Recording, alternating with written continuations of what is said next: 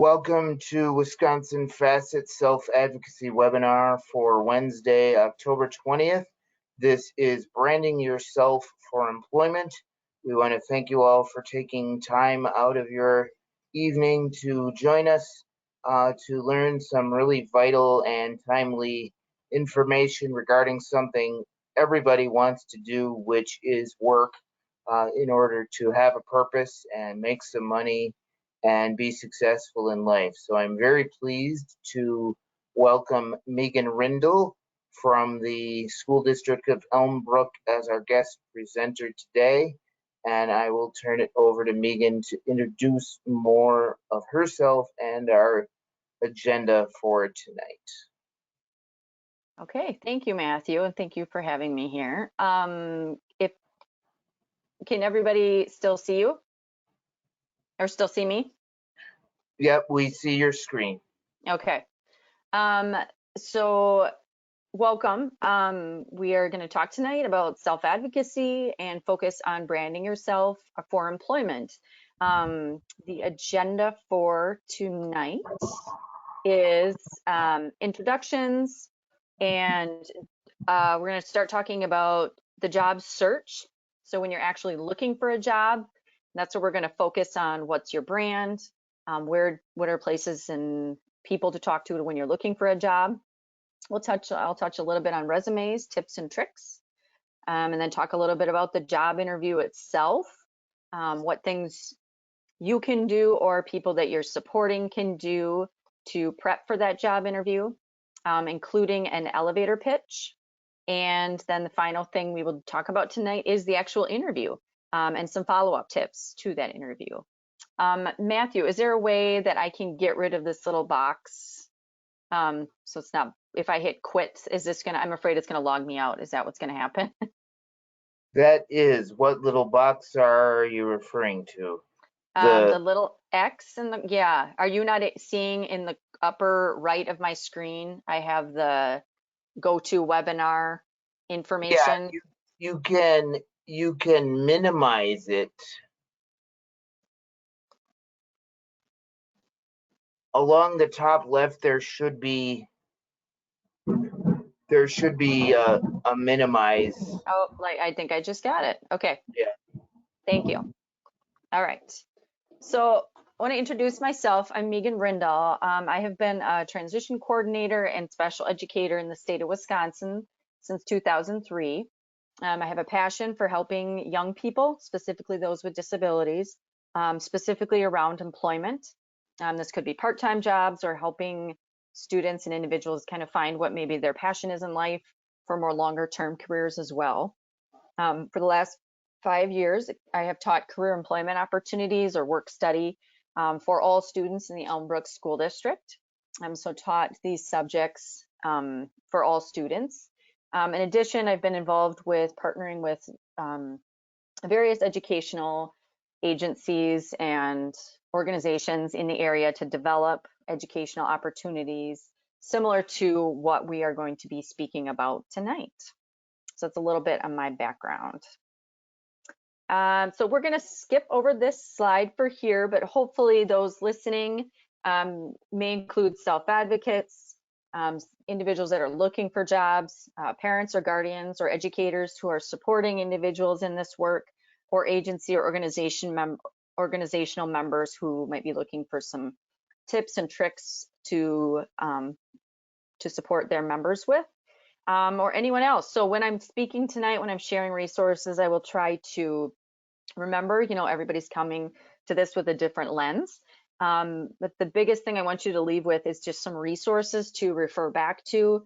And again, if you're supporting others, some things that you can bring to the table as you're helping those that you're working with to find employment and to sell themselves to employers. So the first thing I wanted to speak about tonight was really, how do you brand yourself in the job search, and what does that mean? So your personal brand is really, what do you want when people meet you, when they reflect back on their time with you? What do you want them to think about, and what things do you want them to know that you represent? a job interview, job applications, it's a very small opportunity, small snippet of information that you share to show an employer what your brand is, to know if they want what you represent to be a part of their work culture, to be a part of what they are selling, what their services they're providing. Because they only want people working for them or with them who are of similar brand or represent similar things. So the biggest thing when I'm talking to students or young people is to remember um, what you're putting out on social media is you're putting that out to the world, and that becomes part of your brand. I'm going to get back to that a little bit more in the next slide. But also just what are your interests? What are your skills? So when you're thinking about what your brand is, what things do you like to do? What things are you good at? What are your friends and teachers? What do they say about you? Do they say that you're hardworking? Are you showing up on time to class every day? Are you dedicated to your studies, even if it's something, a topic that you're not passionate about? Are you still doing your best work or doing the best you can at that? Who and what businesses are you connected to already, either on social media or where do you go shopping? Who do you connect to? And then thinking about what are your goals for the future? For a lot of our thinking about young students, thinking more kind of near future, the next 5 years. Might be hard to think 20 years down the line, but just thinking maybe even of the next year, the next 6 months. What are your goals? And those things are your brand at the time. Our brands change over the course of our lifetime. They don't stay the same because we continue to grow and change as people. So when you are, again, selling yourself really to an employer during the job,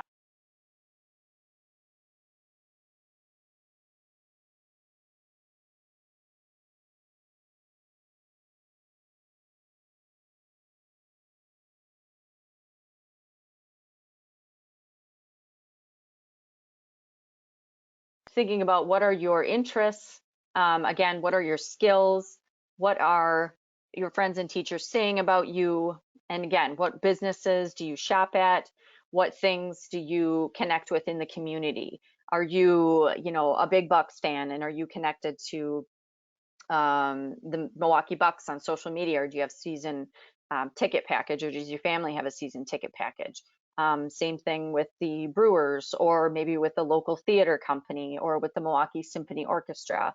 Um, what are things that you're really interested in that you feel like would be interesting to an employer and would help connect you with that employer's brand? So So again, Megan, before you go any further, I see we have folks joining us late, and in all the right, process of doing that, I had muted you momentarily. okay, I I think I think it saw was that. about when you were 2/3 of the way through the last slide. You may go back if you would like. Otherwise, we can move on. I think we can move on. Some of what I said was kind of repetitive anyway, so just wanted to emphasize some things. Unless there's questions from those who have joined us about the last slides. Not so far. Okay, And if anyone is not aware, you can type your questions in the chat, and I will see those as they pop up. But we will have a couple natural pauses for questions as we move along. okay. So I'll keep moving ahead then. So I spoke initially or talked initially about social media. I think it's really important, and people don't always realize how, especially young people, how everything that you're connecting with on social media is out there. Anything you're doing on the internet is out there. And even if your Facebook page isn't necessarily public, there are ways that people or employers can get into to see your account, or at least to see things that may be connected to you. If you're tagged in other people's Facebook page that are public, there are ways of kind of seeing you and connecting with you. So it's really important to be aware of social media, what you're putting out there, and how is that what you're putting out there, is that really what you want to represent you as a person, as a possible employee? Even the things that you're liking on Facebook, the things that you're retweeting or the things that you're tweeting out, are these things that you're comfortable with representing you? Would you be comfortable sharing with those with a potential employer? Because I've heard of companies who have actually hired people in HR who go out and when they get a new applicant, will check their social media and make sure there's no questionable things. I think we're hearing all the time about celebrities and big name people who are either retweeting things or things that are coming up from their past that do not reflect well in the organization for which they're working. And they're being let go. They're losing jobs because of it, or they might not be getting opportunities because of it. So it's very important that individuals understand that social media can be a great tool to connect and network with individuals and with companies, but it can also be um, it can be a it can be a problem if you're not putting things out there that you feel comfortable about and that truly represent who you are. So the other thing with your branding is thinking about how can you stand out, especially when young people are applying for part-time jobs that may have a vast applicant pool. What can an individual do to make themselves stand out? Again, what do your friends and teachers say about you? Can you bring a letter of recommendation to the interview? Even if you're applying for a job, your first job at, let's say, a Culver's or at the local Target, bringing a letter of recommendation to the interview and it's not just your words saying, hey, this is what people say about me, but it's actual the words from teachers, or if you have friends of the family or some connection with another a professional organization or a nonprofit, or maybe through your church, someone that can speak to who you are, speaks volumes more than you just telling people that from your own words. Not only is it the effort that you took to go get that letter of recommendation, the effort someone took and felt strongly about you to write that letter, that definitely will make you stand out during the job interview, job application process. Having a resume, even if you don't have any work experience, you're trying to go out and get your first job, you can still put together a resume. You can still put together a functional resume that might talk about your skills, talk about the classes that you've taken in school, things you're interested in, things that your family's involved in, things you're involved in the community. And I'll talk a little bit more about those later when I touch on resumes, but those are ways that you can make sure to think about these um, letters of recommendations, resumes, as a way to put your brand on it. Really, what do you want these things to say about you? And again, who and what businesses are you connected to? Again, I'm thinking back on social media. If you're applying for a job at McDonald's, I recommend making sure to go to the McDonald's Facebook page, or if you have a Twitter account, to go and connect with McDonald's Twitter account. That's kind of the least you can do to kind of show that business. It's a good way to investigate the business and research them ahead of time, so you can ask good questions in the interview, but also a good way to kind of show them that you believe in this company. This is a company that you're supportive of. This is a company that you like. This is a company that you want to hear from and be connected to. So all those things are things to be thinking about when you're thinking about your brand. So kind of when you have that brand piece thought about, think about, that would also be a good thing to help you determine kind of what types of jobs are you going to look for? What types of jobs do you feel strongly about? Do you feel like connect with your brand, who you are, what you represent, and what you feel like you can give your best to? So places to look, friends and family are a huge way to look. I can't tell you how many friends of mine, how many family members, how many students I've worked with that when I ask them how they got their first job, it's through a friend or somebody my dad knew, or hey, I had a friend that worked over at Gulf Galaxy, and they seemed really like to work there, and they had an opening, so I applied, and my friend put in a good word for me, and I got in. So that's a really kind of, don't underestimate the power of your own network, which networking in general is such a strong tool that I think a lot of people either are uncomfortable with the thought of. So whether you want to call it networking or not, but even just asking your teachers, asking your, people that, if you're involved in like a 4-H or an BLA or what can, any kind of clubs at school, start to ask organizations or professionals connected to those organizations, what job opportunities they might know of, because they might have opportunity. They'll know a little bit about you to know what would be a good fit, but also they may be able to put in a good word for you in businesses and companies that they have some influence in. So networking is huge in terms of your job search. The other thing is online.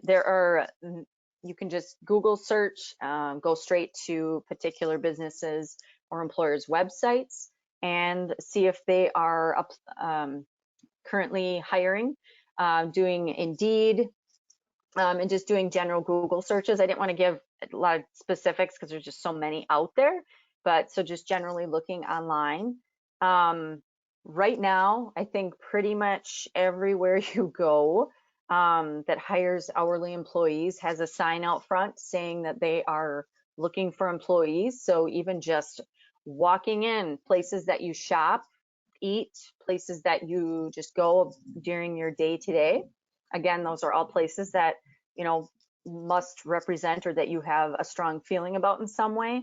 Go into, just when you're shopping, go into places, out to eat, start asking, hey, are you guys hiring? Or, I really love your food. I'd love to learn more about, what goes into making this restaurant work. Do you guys have any openings? So just start talking to people, start asking where you go, what opportunities might be available.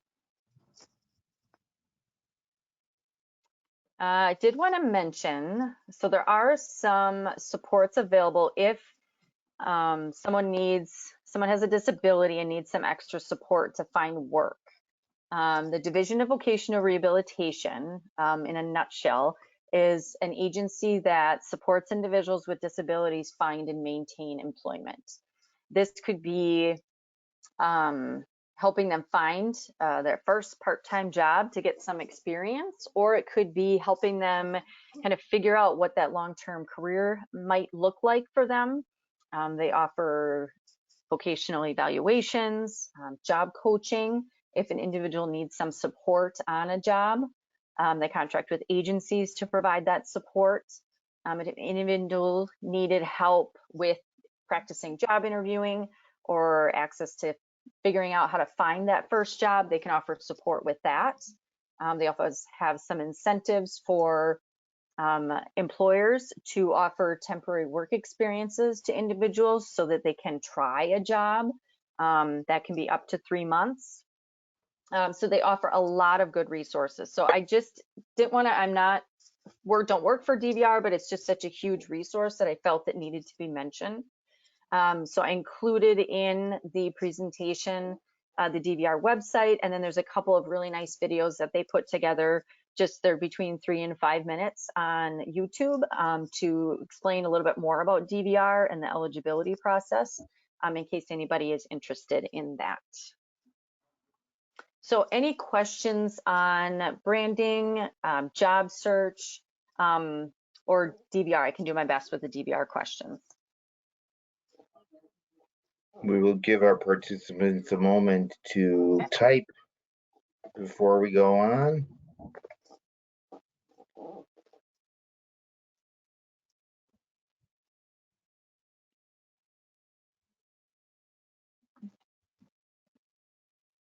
I think we're off to a good start.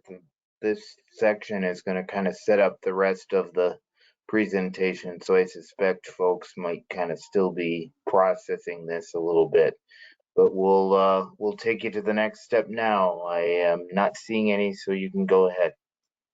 Okay, and as questions come up, feel free to enter those in the chat, And when we come to the next kind of natural pause, Matthew will let me know if there's questions.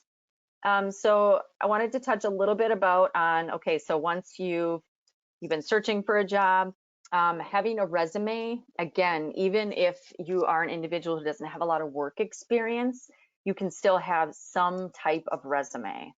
The thing to remember is employers spend, and I've seen different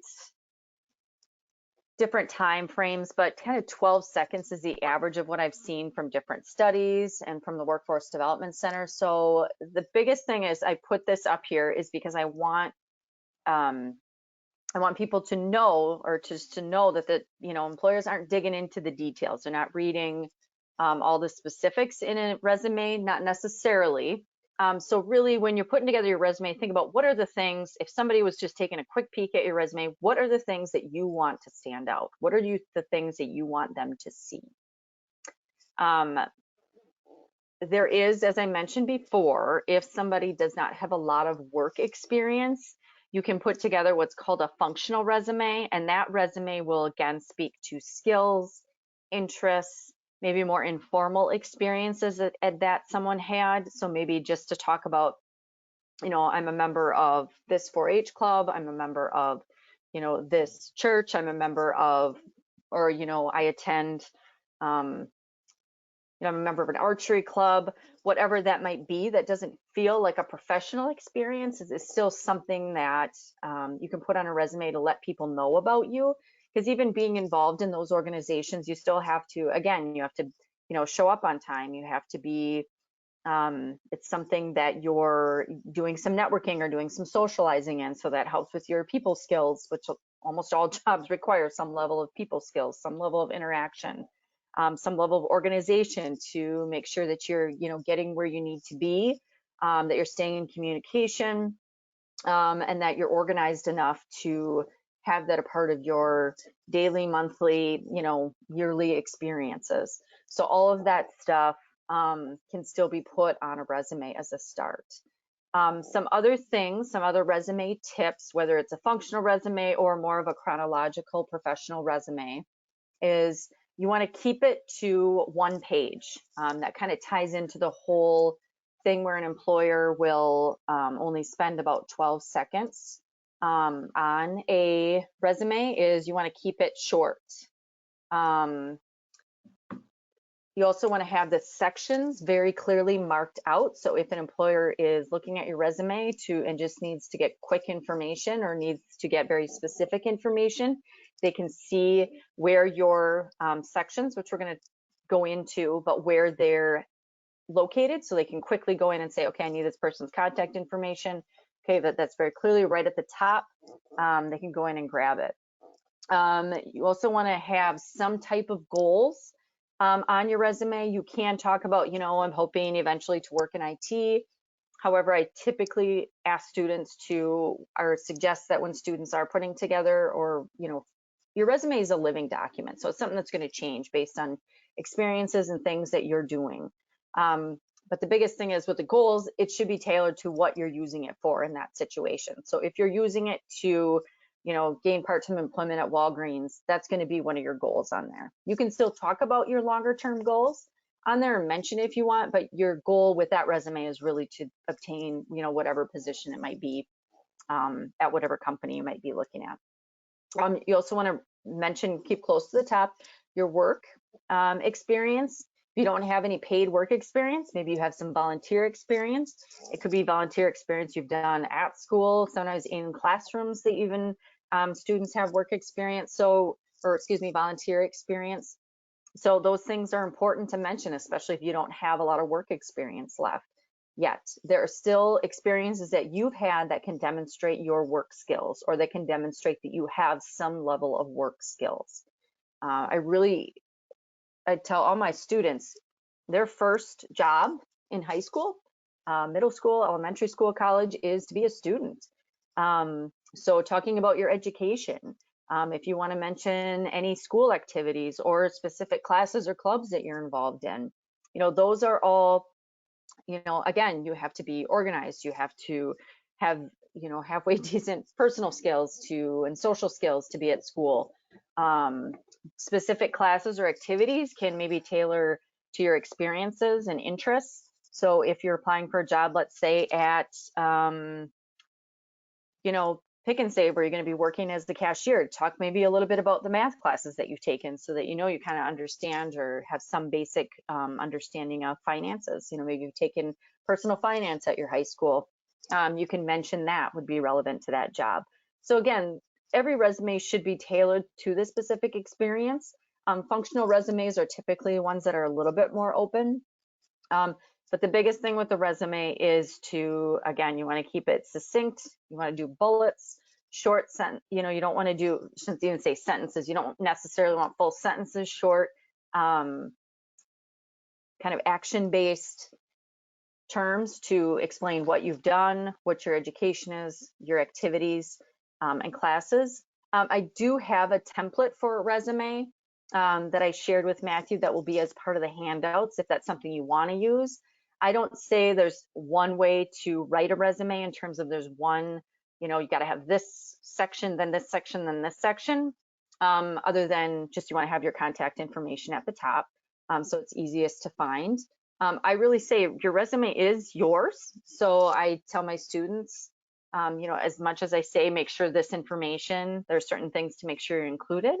However, how really you want to make it look and is up to you. But yet there's things just to keep in mind as you're putting that together, which are the tips that I mentioned here. Again, just with making sure having your resume easy to read, clear font size, bold the different sections. That again is for the ease of the employer to know where to go to get information.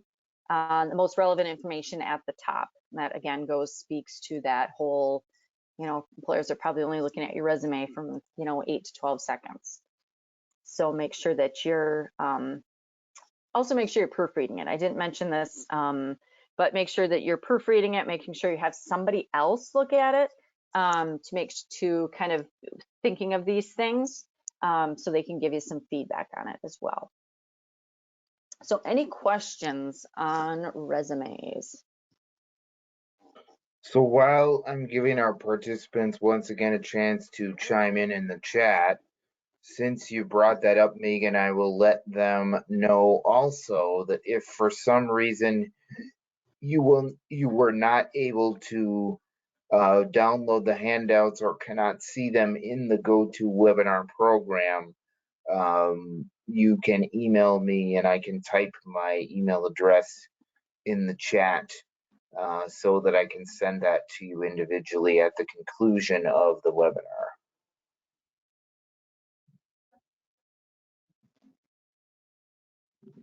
All right, do we have any questions? We do not at this time, so we can go on to section 3. All right, so interview prep. I have included, and this would be in the handouts that Matthew mentioned, I have some information on advice on interviewing. Again, this is a tip sheet that you are able to download if you want to hand it out, share it. I don't have copyright on this. This is something that developed through different groups I've been on, but used it for a variety of things. So this is certainly not, these are not things that are secret. These are not things that are, like I said, are copyrighted. So feel free to use this if you feel like it would be valuable to you. But just some tips on interviewing itself. And these are things just to review as you're prepping for an interview. The biggest thing I can say is practice. And I will talk a little bit more about some of the things you can do to practice later. But just kind of sharing this and reminding you or your person that you're supporting, arrive early, especially if you're going to a place that you've never been before. Make sure you get there early so that you know where you're going. You can find the exact spot. That in itself can say a lot about you if you're just able to navigate new environments, get there early. If you need to have, either have a parent go with you or as a parent, or support if you're going to go with that individual, go ahead and do that. But make sure that they're early. Make sure you dress appropriately. Dress in clean clothes. Make sure, you have fresh breath, because sometimes if you are going into an interview, you have a spot, a dirt, something that you spilled from lunch on your shirt. That might be what that interviewer remembers about you afterwards, um, whether it's intentional or not. But just coming in, presenting yourself well. Again, that goes along with your whole brand. You want to represent yourself as that you want to, and to show that you want to represent that company in a clean, appropriate manner. So the interview is the first step to show how you can do that. Do some research ahead of time, know where you're going, how long it will take you to get there. That kind of ties into that, making sure you're early. Know who to ask for when you arrive. We've had that happen before, even in the schools, where somebody will come in and say, I'm not really sure where I'm going, but I think I'm here for an interview for something. It speaks much better to people when you walk in and say, hey, I'm here to interview with, even if it's, I'm here to interview with the assistant manager. But to come in and have a specific name, again, talks to your preparation, which again shows them that you really want that job, but also that you are prepared. You come to work prepared. Make sure you silence, turn off that cell phone.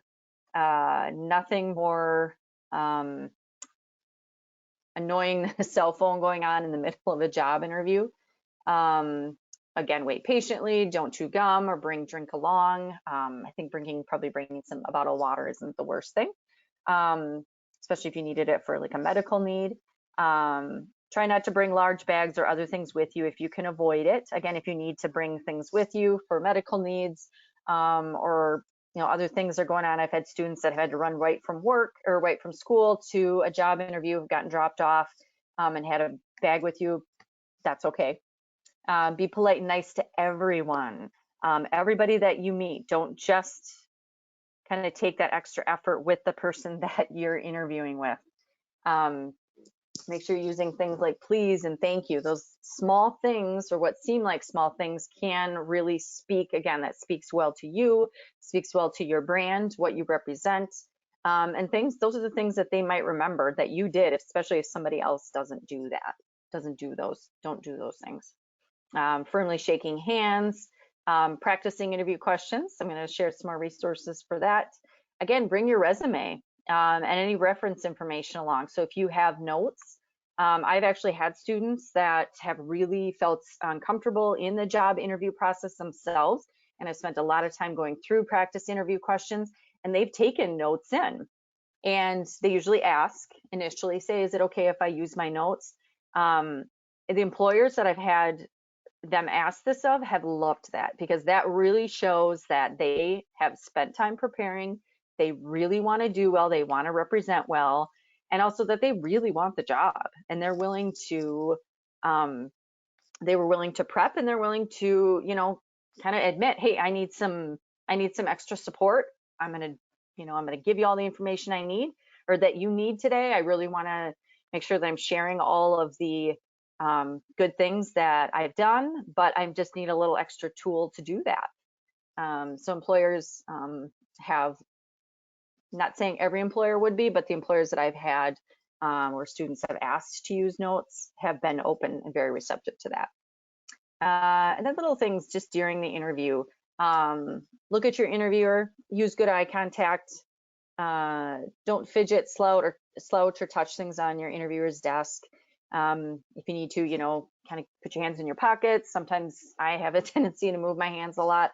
I kind of put my hands kind of between my knees, so that I'm kind of aware of so I don't want my hands to be too distracting.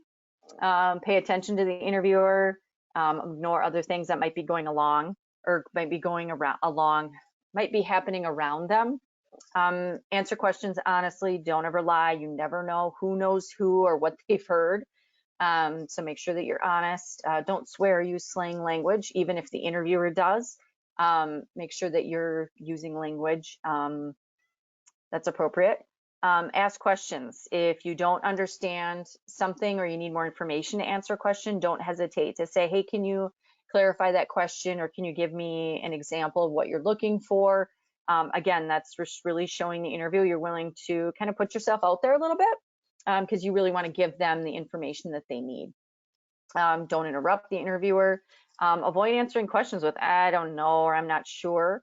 Again, if you're not sure, ask them to clarify what the question might mean, or again, to give them an example, or to ask them a question to try to get more information to help you figure out what you want to say that wouldn't be I don't know or I'm not sure. Answer more than yes or no. Share your experiences and what you can do for that company. We'll talk a little bit more about that in the next section as well. Share your motivation to work. Be passionate. Be excited about being there. And then answer the questions you are asked. So don't say anything negative about other people or places. Don't badmouth a former boss or manager that you had. Don't badmouth teachers or anybody else that might have been in a position of authority, because they might worry, hey, is this what you're going to do to them if things don't go well at this job? They don't want people, and people just don't want to be around other negative people. You want positive people in your workplace, because positive, breeds positive, along with, unfortunately, negative can breed negativity. So you want to bring a positive attitude to the interview. Don't share personal information if it's unrelated to the job. Don't give your opinions on things unless they're specifically asked. Thank the interviewer for meeting with you and tell them how much you are interested in the job, which again, we'll talk a little bit more about as we continue here. And then common interview questions and answers. So I'm not going to go through this whole thing, but this is another handout that Matthew has. So again, I've used this, developed this with some partners and used it in a number of different workshops and student opportunities. So all it is a list of different questions that are pretty commonly asked in job interviews, or they're pretty generic. So some type of that question may be asked, not always, and then some suggested responses or things to consider when you're answering those questions. So this will be just another thing for you to reference, or another thing for you to have as you're supporting individuals in the job search and job interview process. So the next thing I want to talk about is, and this goes along with prepping for that interview and also having the ability to answer that question, tell me about yourself, that almost 99% of the time gets asked in a job interview. And this is called an elevator pitch. Why is it called an elevator pitch? It's called an elevator pitch because, oh, sorry, I thought I had that mentioned. An elevator pitch is something that you want to be able to tell people in about the amount of time it takes from an elevator to go to about the first to the fifth floor. So I would say between 20 to 30 seconds at most. When do you use an elevator pitch? You can use it at job fairs. So when you're doing networking, people often get nervous when you start talking about that word networking. Having an elevator pitch or kind of a prepared statement that you can give in those opportunities can make that networking feel a lot more natural and a lot more comfortable. You might use an elevator pitch in college interviews, when you're meeting somebody who may be an asset to you professionally, or just when you're stopping into a store or restaurant to ask for a job application. Giving an elevator pitch can be a nice way of introducing yourself to that organization in a professional manner. So again, when can you use that elevator pitch? So when I work and support students on it, we really focus on that tell me about yourself answer that you can give in interviews. So what I'm going to do next is, and I'm not going to go through it in specific detail because I see I want to be careful of everyone's time. But I want to go through step by step how to create an elevator pitch. So this goes back to things to keep in mind. Already mentioned, keep it short, make it memorable. What are you going to say that's going to make you stand out? How can you bring your brand into your elevator pitch? And practice, practice, practice. It should sound as natural as possible. It shouldn't be something that you're reading off note cards. It should be something that's memorized. It's not going to sound exactly the same every time. So that's why you have to practice it. Practice it in front of other people. Practice with good eye contact. Practice so it's not, you're not speaking super fast or super slow.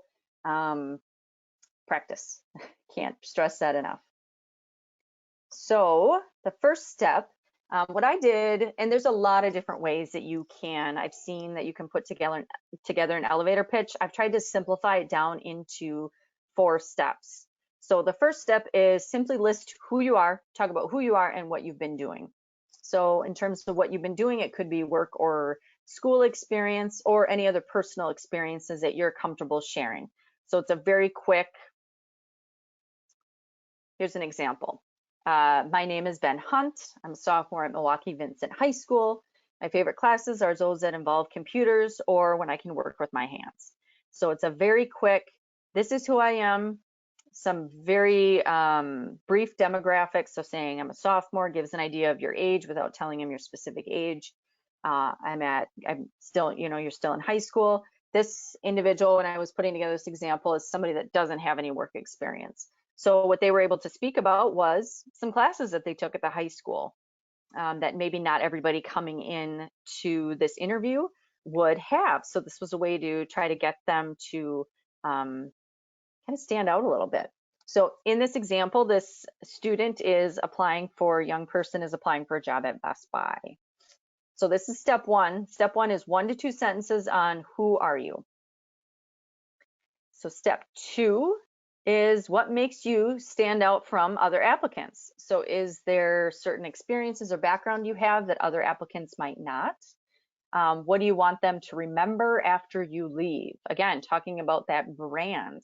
What brand that you have that relates to the employer that you're connecting with? So for this example, Ben Hunt, he might say, my dad also is a technology specialist at his company, Kohl's Corporate, and our family has always had an interest in tech. One of my favorite things to do with my dad is to look at the newest computers and televisions at our local Best Buy. So those might be, again, some way you're connecting to the company's interests, and kind of speak about why you would be a good candidate to work there, and what you might bring to the company, but also why you're coming to that company. So kind of what that company can do for you, kind of it keys in on your interests. Step 3 is, where do you see yourself in 5 years? Kind of what are you working towards? Again, this should be connected towards the situation that you're in. So who you're meeting, who you're interviewing with. So in this example, it'd say simply, I plan to go to MATC for a field related to IT or working in computers after I graduate high school. If you're not sure, where you see yourself in 5 years or where you see yourself kind of down the line, just say, I'm continuing to explore possible careers and interests that I have to help determine, what my future goals are. That's okay to say too, especially as a young person applying for one of their first jobs. They may not know exactly what they want to do after high school, and that's very, very okay. So just saying, their goal is to, if they know maybe they want to go to college or they know they want to go right into an apprenticeship or continue working after high school, those are the things that they can talk about. Then step 4 is, what is your ask? So really, what are you trying to get out of this situation? So you want to end with kind of summing up, why are you there? Why are you connecting with that person? So in this example that I'm using today, we're using this to answer the question, tell me about yourself in a job interview. So for the ask for this specific elevator pitch is, I'm excited to learn about what opportunities you have available. I feel like working here at Best Buy would be a great opportunity to learn more about technology and improve my people skills. So kind of feeding into that you're there to learn more about opportunities and you're really hoping to get a job from them. So kind of that's your ask. And then this is just a summary of the things that I talked about in case you're using this later to support someone in building a elevator pitch, or you're using this to develop one on your own. So, and then I touched on this a little bit before. So the elevator pitch is a great way to answer that question, tell me about yourself in the interviews. And then I also shared those common interview questions and some possible answers or things to think about when you are answering some of those questions.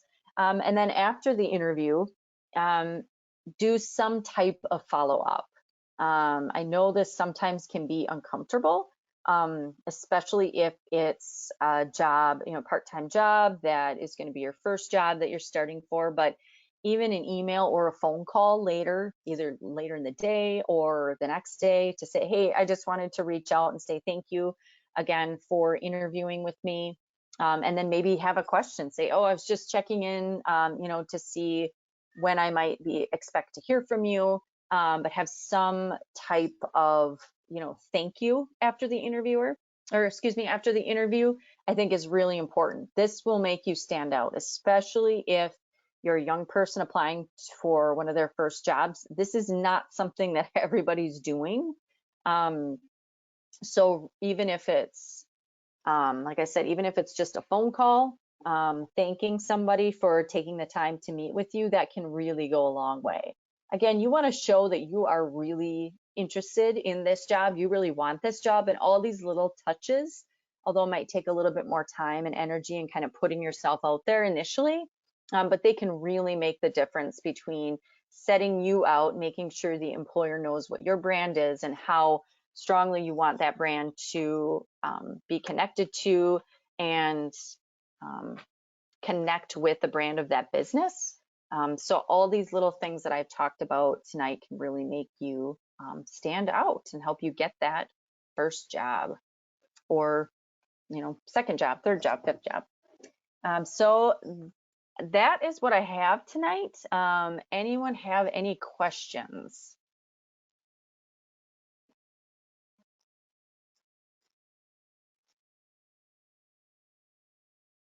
Once again, I am not seeing any. Megan, I think that you have given us all a lot of information, including me as a professional, because I would say that we never know when we might find this information current and relevant to our own lives. We never know when the next opportunity might come, whether we're seeking it or not. So particularly the tips and tricks with interviewing and resume writing and building resonate with me, and the idea to ask questions. You didn't exactly take us here, but I've heard and tried to employ, no pun intended, the strategy of, even if I didn't really have a question after the set of interview questions that the company had for me, I tried to create one off the cuff, because it's a good reaction that you'll get from the employer, particularly if you can ask specific questions about the work and the position itself, rather than just the money or the benefits or the starting time or things of that nature. Yeah, absolutely. And then asking that question again shows that you're really thoughtful and you're really, really interested in that job. So I'm going to go ahead and stop the recording momentarily, and then I'll close with a few announcements.